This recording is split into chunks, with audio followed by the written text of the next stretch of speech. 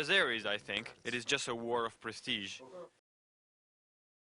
Officials in Karabakh say they are optimistic. They only expect one more year of war.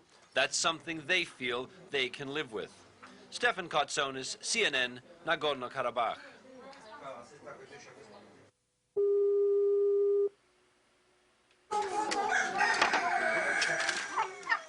From far away, casualties of war are anonymous. Inside a war, every dead soul was dearly beloved. Just this morning, he was out in the yard, feeding the animals. But there was a quick shriek in the air, and the bomb landed in his yard. The other women in the village take over the cooking for the grieving family. The men huddle in the yard, going over what happened. For 6 years, Armenians and Azeris have had to live with war and an awful disruption in the course of their lives. Many a daybreak, there are air alerts. The anti-aircraft batteries warm up their engines. Everyone waits. As CNN interviewed a prisoner of war in a downtown hospital one morning, the siren sounded. Through the windows, we could hear Armenian gunners try to shoot down Azeri jets and the heavy thud of bombs. As they hid in the hallways, children began to weep with fright. Their mothers' faces twitched with every explosion.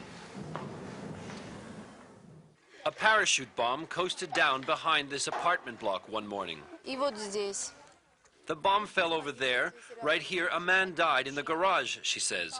Over there, a woman and her children died. Another woman died right here. Days later, people are still cleaning up the glass and splintered door frames. Lilia is still beside herself. The wall blew in on her children as they slept, but for no special reason, they'd slept with their pillows at the foot of their beds. The children were fine. I can't get used to the war, she says. I feel like I have no heart left. The children have lost years of school. They've learned the worst about human nature instead of the best. They've lost their brothers and future true loves.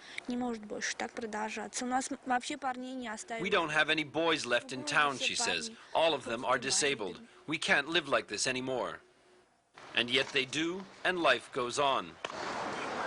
Through 6 years of fuel shortages, Armenians have chopped down trees along their streets for firewood.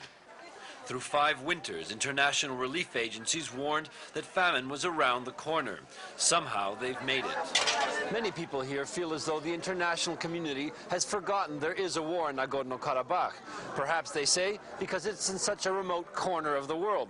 Perhaps because there are so many other crises to focus on: Somalia, Bosnia, South Africa.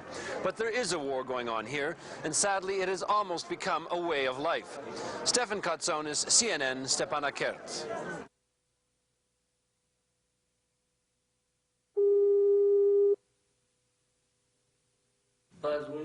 In the basement of the Armenian